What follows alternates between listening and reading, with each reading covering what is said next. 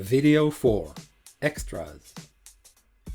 This is the fourth and last video in the PinkTooth try-on series. In the previous video, we learned about tracking with attachment points and cloth simulation. In this video, I will show you some additional features that I used in the lens. We will look at head binding for the hat, pin to mesh for the buttons, and the body eraser. Those features are not covered in the Snap AR try-on course, but since they can be useful for different fashion projects, I included them in the video series. Head binding hat. I got the basic pirate hat 3D model from the internet. I wanted to add the gold anchor pins on the sides. I used Vector to draw the pin shape and downloaded an SVG file. This is a free online tool for vector drawing.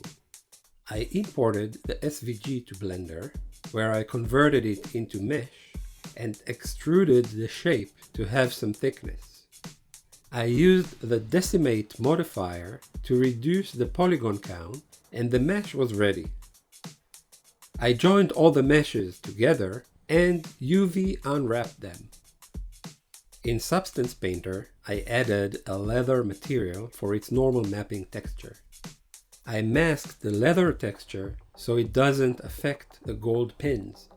On top of that, I added a fill layer painted pink with a dark area for the inside of the hat.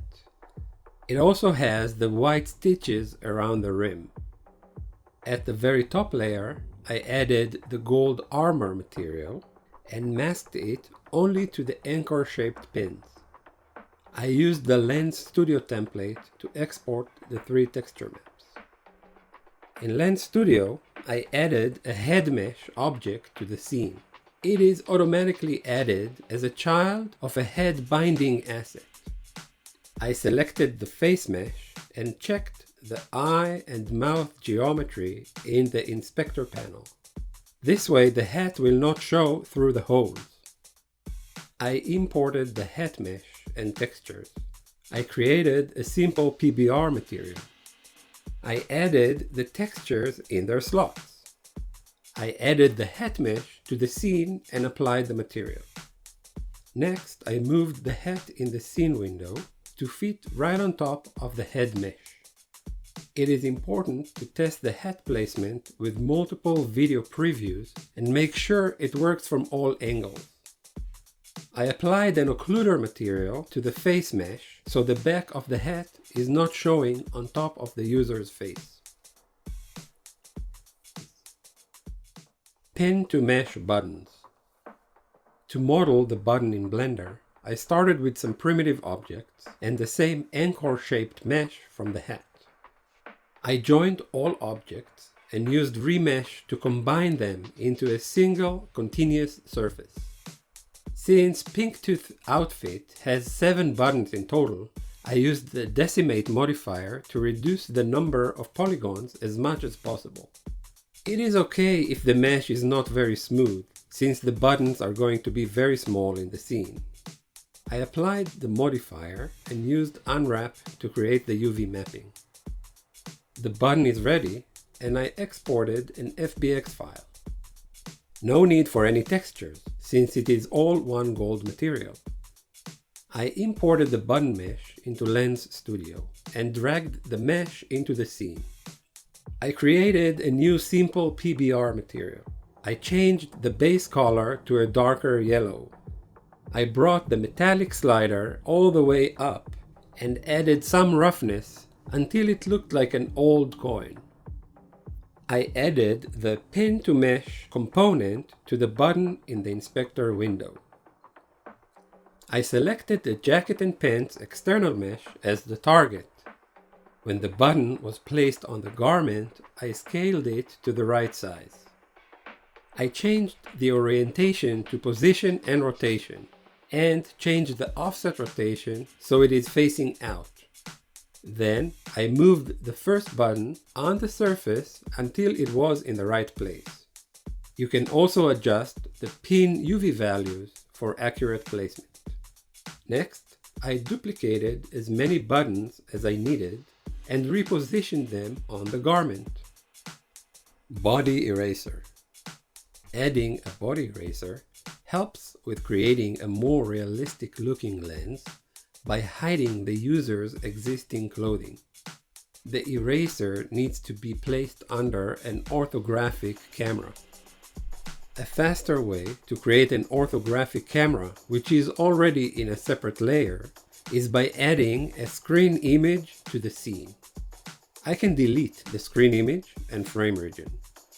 In the inspector panel, I assigned the camera to the ortho layer. I set the new camera to be only on the ortho layer by unchecking layer 1. I dragged the orthographic camera above the perspective camera.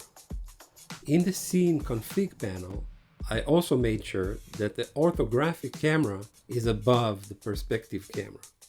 Lens Studio generally works from top down, so above means behind. I imported the body eraser asset from the asset library. I placed the body eraser prefab under the orthographic camera hierarchy. In the inspector panel, I changed the body eraser prefab to be on the ortho layer. I changed its render order to -1 and it started working. By default, only the top body is being erased, and we need to create a new mask to hide the full body. In Lens Studio, I selected the current map and revealed it in the containing folder. I used Photopea, which is a free online image editor, but you can use any image editor. I created a new project in 1024 by 1024 resolution. I drag and dropped the eraser mask to Photopea as a new layer. I also drag and dropped the UV image from the body mesh sample files into a new layer in Photopea. Now anything that I paint black will be erased and anything white will be visible. I followed the body mesh polygon edges to erase everything but the head and hands. It is easier to paint on separate layers. When I was done, I exported the new mask as PNG, and then I imported the PNG into the Lens Studio project. I selected the body eraser prefab and replaced the body UV mask with a new one. And now the body is erased and only the head, neck and hands are visible. Alright, we covered a lot of topics in the video series. If you have any questions, leave them in the comments below. And while you're there, please consider subscribing to my channel. I used a lot of tools for this project. You can find a list of the tools and their links in the description below. I hope that you enjoyed watching and that you learned something new. Have fun creating your own fashion lenses. Thank you for watching and take care.